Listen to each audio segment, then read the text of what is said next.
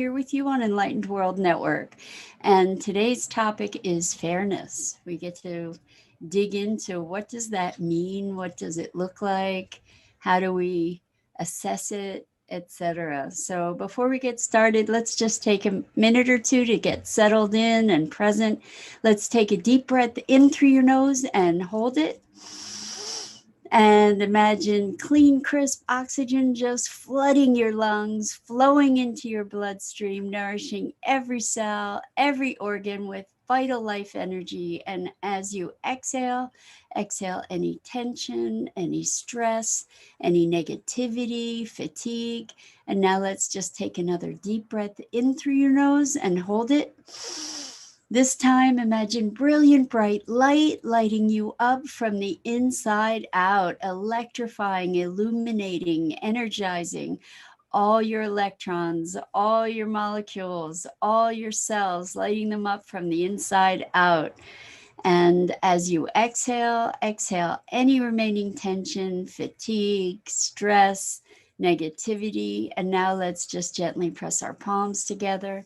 Really softly rub your fingers against your palms and feel how delicious that is. Like allow yourself to just sink into the sensual sensation and how lovely it is to be able to focus your attention right on your fingertips and feel how amazing that is when we actually pay attention and allow yourselves to become present right here, right now. So welcome, welcome. It's Friday yet again. Hello, Tammy. Good morning. Maggie's here eating an apple. So that's why she's not in view at the moment, but I'm sure she'll make an appearance. And today's topic is fairness. So I think this came up recently for me in that I'm sorry, hold on. She dropped her apple. Here's Maggie to say hello this morning. Say hi, Maggie. Say hi. Say hello. Say hello. She doesn't know how to say hello yet. There she goes. That's her approximation. Anyway, so it came up in a conversation with a friend. We didn't really get to dig too deeply into it yet, but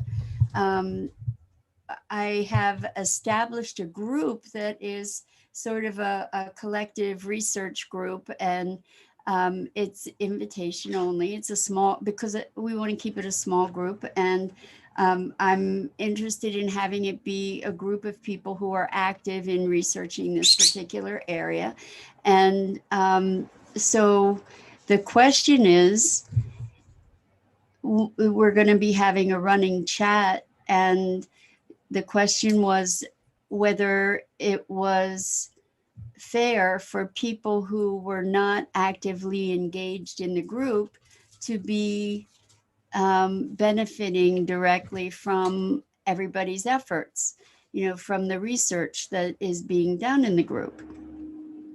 And I think that this is a really, really interesting question. So if I am doing kind of proprietary research, or if you are doing proprietary research as an example, then with a team of people, is it fair for others that have not participated in that research directly, if it's very contained and specific, is it fair, here's the word, for other people to expect to be able to benefit from that? And I think that I think it's a worthy conversation. Good morning, Irma. Welcome. Great to have you here. So let's say, well, if we look at trademarks, pharmaceutical companies, etc. And I'm not a super fan of pharmaceutical companies, so maybe we should be looking at tech companies instead. But let's say we're looking at a tech company who has a technology that they're developing, and they have a think tank, and they commit all kinds of time and energy to developing this proprietary format, should they have rights to that technology? You know, should and on the other side, should I have rights to their technology? You know, so it's an interesting conversation actually, because there are more and more companies that are going. Good morning, Suzanne. Welcome. Good to have you here. There are more and more companies that are going open source. Good morning, Robert. Great to have you here. So we're talking about fairness. And the example that we're looking at is companies, for instance, that are doing proprietary research. They're spending time and energy and resources, money or other resources to develop this research. What is it unfair not to share that secret sauce type technology with other people or other companies or whatever? And it's an interesting question, as I was saying, because there are more and more technology companies that and business, you know, social business enterprises that are sharing their technology freely, making their technology open source rather than keeping all of their intelligence locked into um, proprietary agreements, which is, it's really interesting, you know. So for instance, if I'm interested in a company, and let's say somebody's interested in investing in a company, you often end up having to sign a non-disclosure agreement so that you don't share their proprietary information, right? So how do we approach this whole idea of what's fair and what's not? Because this is the conversation. You know, there are two different examples, obviously, but what is fairness? So I looked it up because I'm a nerd, and the definition for fairness wasn't particularly illuminating, but it had to do with the quality of being just. So I looked up just and justice, and it has to do with moral rightness and rightfulness or lawfulness, moral principle dictating conduct. So, you know, there are so many ideas that we have about things.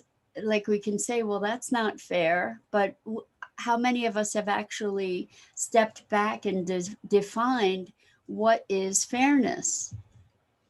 And as I was thinking about that this morning, I was kind of in a quandary, you know, as to what fairness actually is. And I know when I have a sense of fairness or unfairness, but I can't say that I have a conscious working definition of it. And what I recognize is that as I was thinking about what fairness meant to me, it was very much tied to my values.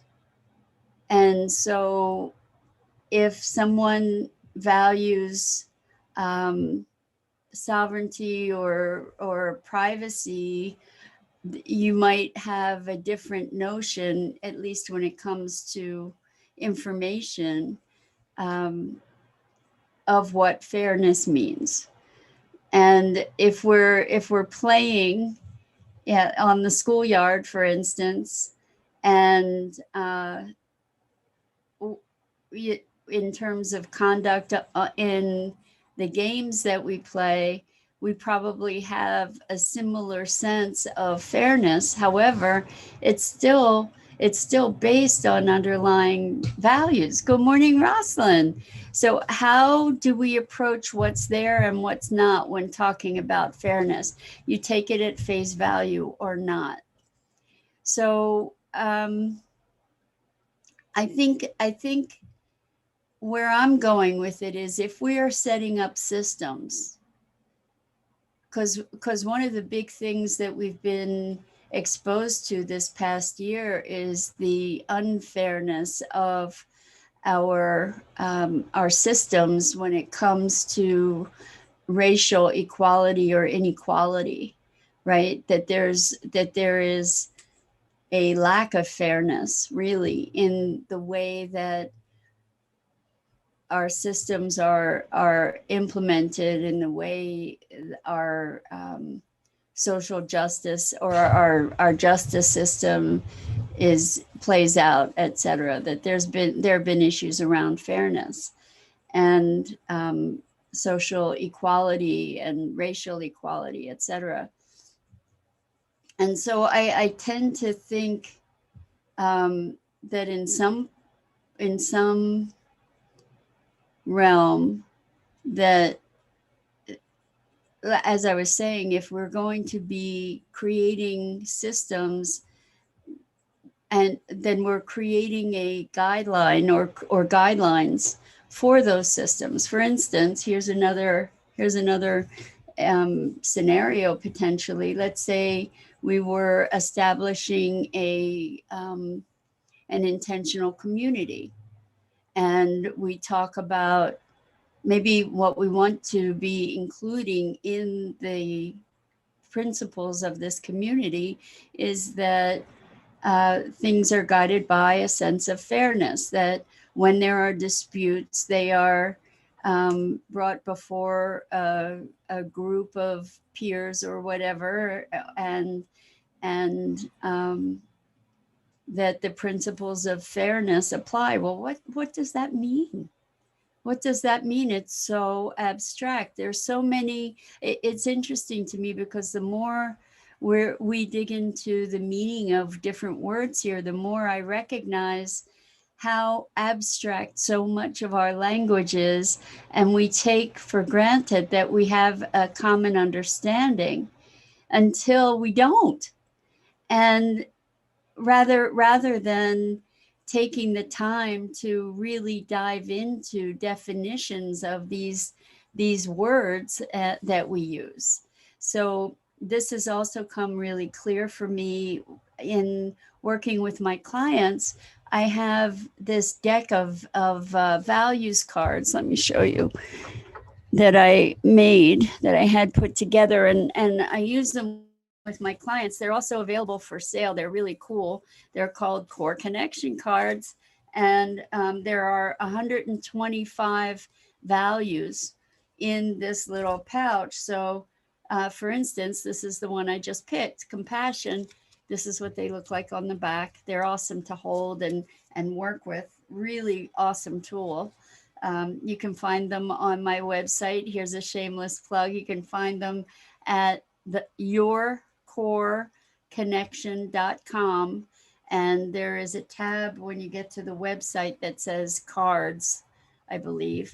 So you can check that out there. And there's some videos of people talking about how they've used them and such.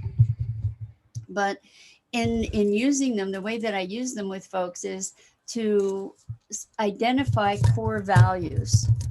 And there are multiple ways to use them, but in identifying the core values, you go through the cards and you eliminate words that don't resonate for you. But then the ones that resonate, ultimately we ask ourselves the question, what can I not live without?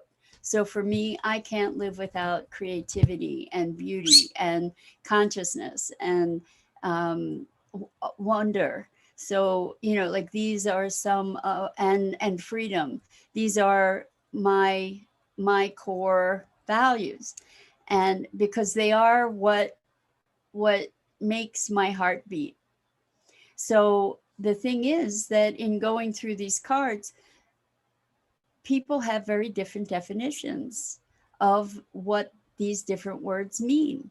And I have used them. I use them with a startup company to as in a consulting arrangement, and there were a lot.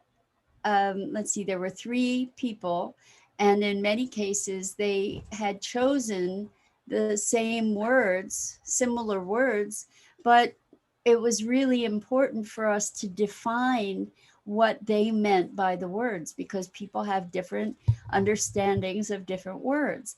And commonly we don't, when I say yes, we have to have a sense of fairness, you and I might agree about that and say yes, indeed, we need to have a sense of fairness, but we don't know exactly what that means. What does that look like? Does that look like in a meeting everybody gets equal time? In a meeting, does it mean that the that we take turns going first? Or does, what does it look like in our workings in a meeting? Does it mean that one person gets to hold the floor and other people need to let them have their their time to speak regardless of how long it takes? What is fairness? How does it show up in the world? How does it show up in your world? I know for me, I do have a very strong internal sense about justice, meaning, and fairness, like really wanting to be fair in my dealings. And for me, this is really an inquiry, because I don't have an answer. I'm engaged with you right now to be looking at, well, what actually does it mean? Like, what's at the heart of fairness? And as I'm thinking about it, I think part of the equation for me in the definition of fairness is respect. So giving respect to, for me, and this is personal, it may or may not be the case for you, but for me, part of fairness is being respectful of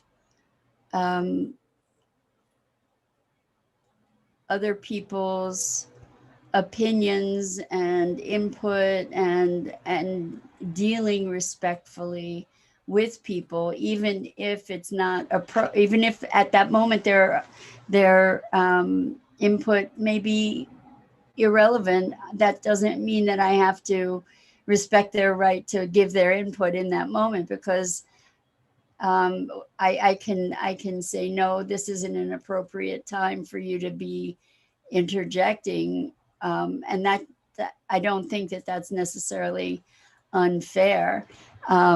Irma says, to me, the heart of fairness is the absolute respect of our human dignity. Exactly.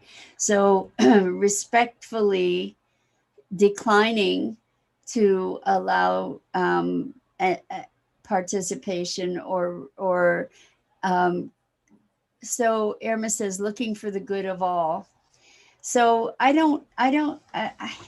have a problem with the good of all. I mean, I look for that. I have to say, I do like to be working to consider the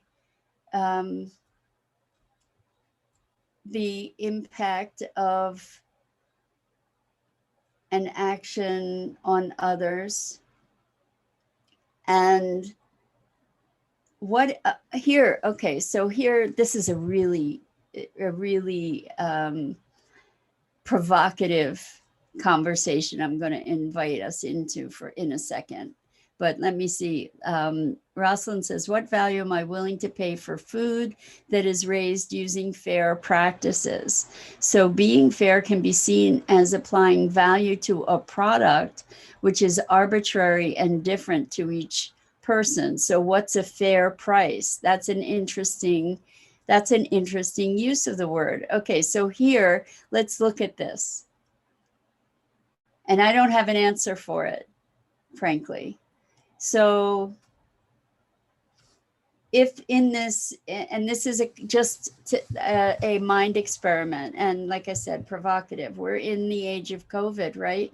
So this whole vaccine thing is rolling out, and in the sense of fairness, is it fair to mandate vaccine when you think of the good of the whole?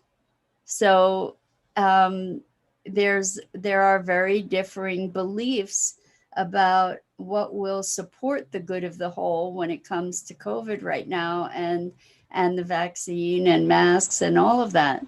So is if we're talking about the good of the whole, is it okay to sacrifice the good of the few for the good of the many? Is that fair? It's really, really interesting. On an abstract level, we can probably answer that more easily than if we were to go on a case by case basis, correct? So let's say somebody has, let's say they imagine that there is this COVID passport that people are talking about, and that means that if you don't have a vaccination, that potentially your travel could be restricted, and who knows what else could be restricted if you don't get a vaccination.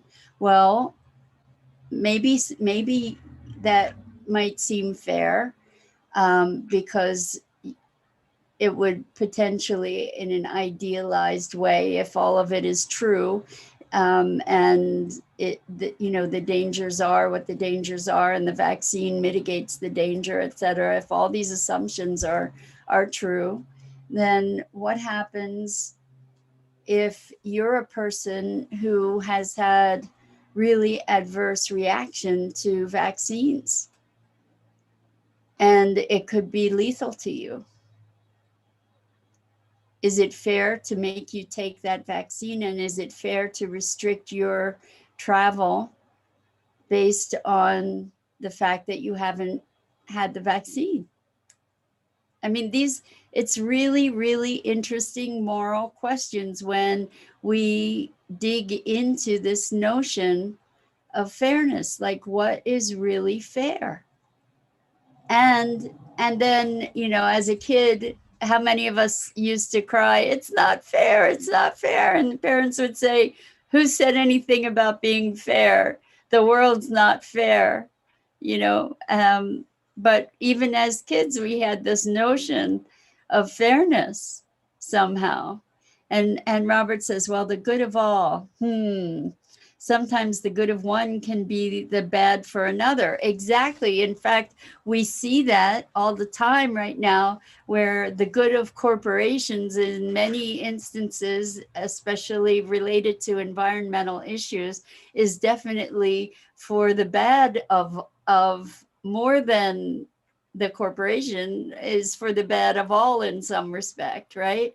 So the good of one, the corporation, can be for the bad of all, and somehow our laws allow that. Is that fair? So Robert says life isn't fair. Well, I tend to agree with you, Robert, and I wonder about this whole notion of fairness, this construct that we've made, um, to say, well, that's not fair. It's not fair that this person is suffering and not having enough food to put on their table, and that this other person has mansions in 17 countries. That's not fair. Well, who said it should be fair? Who said it was fair? And so I think, again, these are mind experiments, conversations to be looking at the way that we interact with our lives and each other, So if we believe that life isn't fair, how is it that we have this doctrine of fairness, or that we try to guide our behavior based on what's fair? What does it mean? What does it mean? So Robert says, yes, I agree. The laws are made only for the masses, apparently, not for the few. Well, the laws are made for the masses in some cases, and in some cases, the laws are made for the few, meaning the corporations. There are many laws that favor corporate interests over individual interests. So yeah, we get to look at, is fairness an important thing in our individual lives? You know, I notice that I do tend to want to be fair and play fair. And, you know, what we hear about playing fair or playing dirty. If you don't play fair, you're playing dirty or you're cheating, right? So, what does it mean to play fair? You know, or we'll say that person doesn't play fair. Well, what does it mean? What does it mean that they don't play fair? They're not meeting a certain um, social expectation, maybe. Good morning, Abdullah Fatah. Welcome. We're talking about fairness and what does it actually mean, and and it seems like it's something that we collectively understand until one of our notions of fairness is challenged, and then we can realize that, you know, the whole idea breaks down because we don't have a legit definition that is common, you know, in terms of the way that fairness might translate to behavior. We can agree, and this is actually really interesting. Suzanne says, I try to approach everything with love. You know what? When we approach things with love, maybe the whole conversation about fairness goes away, and that's a richer place to be. Now, the thing is that love's another one of those words. What does it mean to approach everything with love? You know, it might look different for you and for me and for everybody else. Um, you know, if I'm being loving, does that mean that I endure your abuse of me? You know, what does it mean? So here's what I was going to say. Is I was reading reading a book by Ralph Nader called Unstoppable, and um, he talks about a convergence of the left and the right, and finding some kind of places where we can meet and still get things done in the world. And he said that on principle, there are many things that both sides agree on, that it's the implementation is that's where things break down. And I think that happens here too, especially when we're talking about things like fairness, for example. So Irma says, in that respect, practice looking for the common welfare should come first, and the personal progress depends upon unity. Well, you know, it's interesting. If we're looking at the common welfare, then, you know, some people would say that's communism. And actually, in its ideal, you know, in its pure ideal, communism means caring everybody in the collective, caring for the collective willingly, not because it's mandated, right? But how do you implement something like that? How do we instill the care for the collective? Because for me, you know, like I'm doing my best to promote sustainable futures. Why? Because that's important for the collective if we're going to survive on this planet, right? But does that, you know, where are the lines, and is fairness an important and valid metric in the context of making making policies that are going to change the course of the future? Dido says, we are hardwired. I'll try again. We are hardwired for reciprocity, which worked well for the 99% of human history when we were hunter-gatherers. Reciprocity, sharing food with all, even though only a few of the band killed the animal, meant everyone took turns to provide food and helped everyone survive. The challenge is that life is very complex now. Yes, it is, Dido, and we can always count on you for awesome input. So there are tribal groups in Africa, for instance, that still, it's their livelihood is the community, that everybody shares everything, and and it's that's the way of being. And in our Western culture, we're very, very, uh, the words that are coming to the mind are independent, but it's not just independent. It's very self-centered, self-focused and individualistic, and rather than communistic or collectively istic. um, so so we get to be looking at this notion of individual versus collective, and where is the line? Are you willing to give up your rights for the benefit of the collective? I personally am not willing to have a vaccine because I am immunocompromised and it could be life-threatening to me. And so is it okay to force me to have a vaccine that could kill me? You know, this is what's fair. What's fair? Is it fair for me to not have a vaccine if we know for certain that my having a vaccine would protect the bigger populace? Am I a danger to the bigger collective if I don't have a vaccination? So this is real questions. I don't have an answer. Robert says, yes, sometimes in order to make it fair for everyone, we need to fight fire with fire.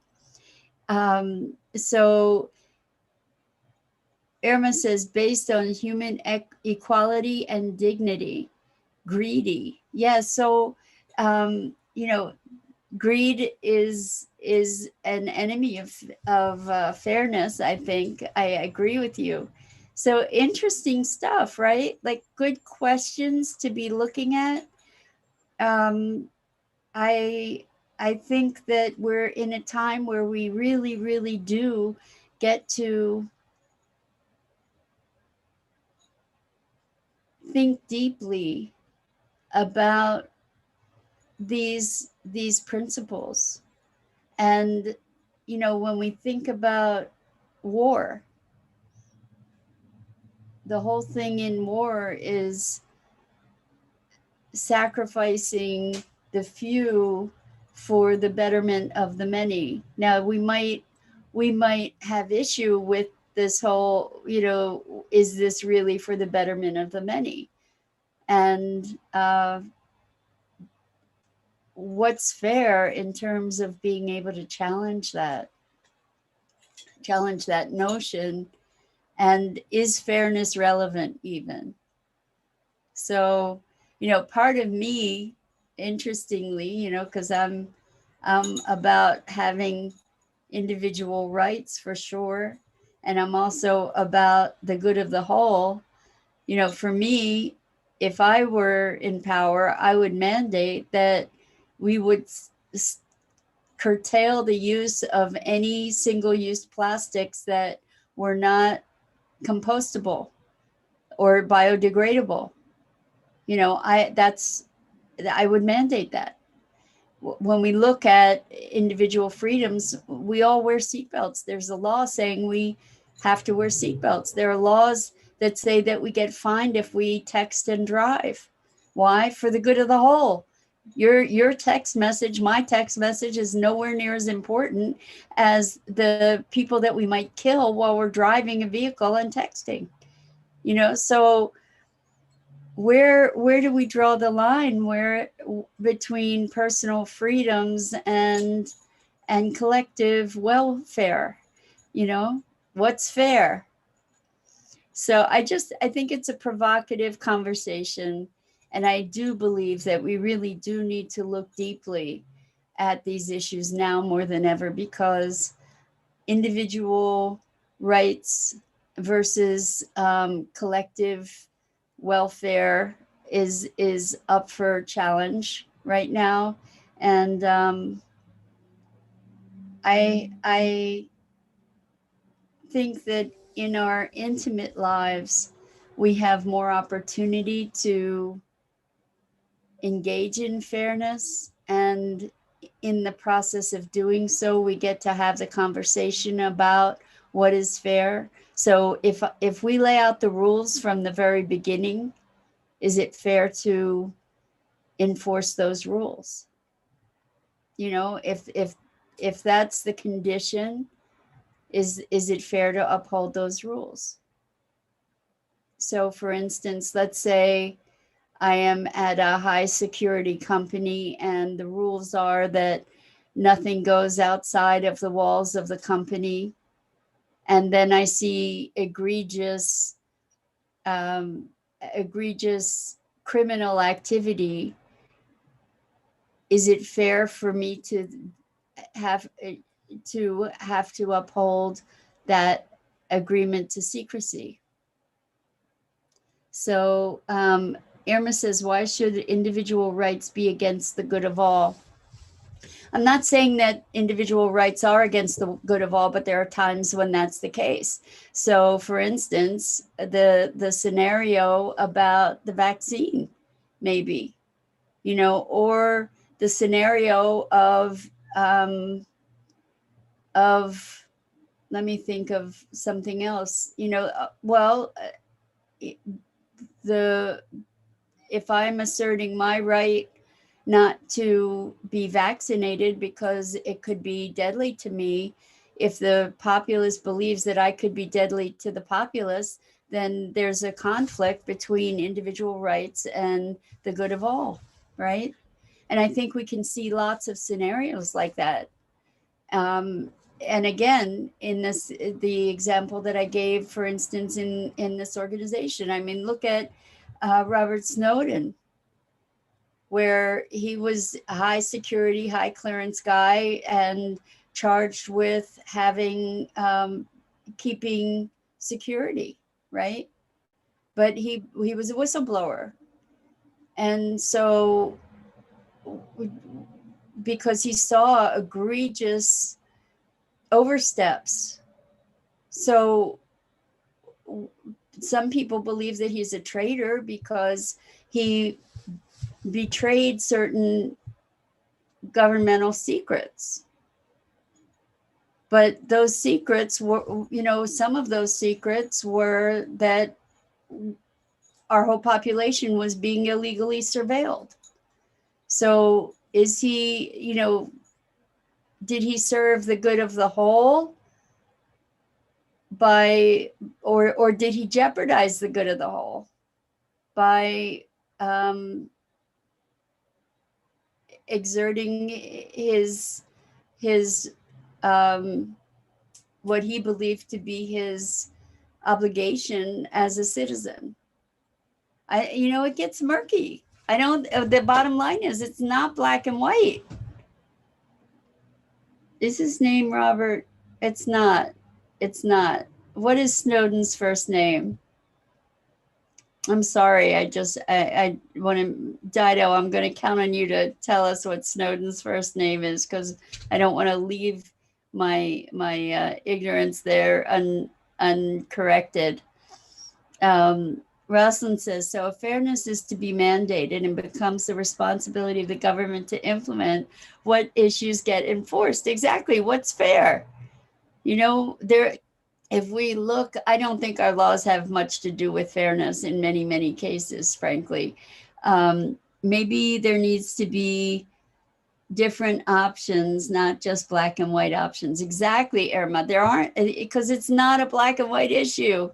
Edward, thank you so much, Dido. I knew it wasn't Robert. Thank you. So, correction, me being ignorant there. So, or incorrect. Thank you so much for that correction, Dido. So, Dido says Dido here, I like the principle of the fierce sword compassion, which needs courage at times to say yes and sometimes to say no, say to racism or abuse. Yeah. So I think that this conversation, Edward Snowden, thank you. I think that this conversation is really powerful because when we think of fairness, we think of it kind of as black and white. We think of fairness as this good, compassionate thing, right? And like it's clear cut, but it isn't. It isn't, right? And I think where we get to go in our movement forward into a new paradigm is to live in the gray areas and to recognize that we can't just paint things with so broad a brush, that we get to look more closely at what our operating principles are. And that's what our court systems, well, our court systems are supposed to uphold the law. But the thing is, there are times if we say it's against the law to steal bread, and the consequence for stealing bread, hello, Tony, welcome, welcome.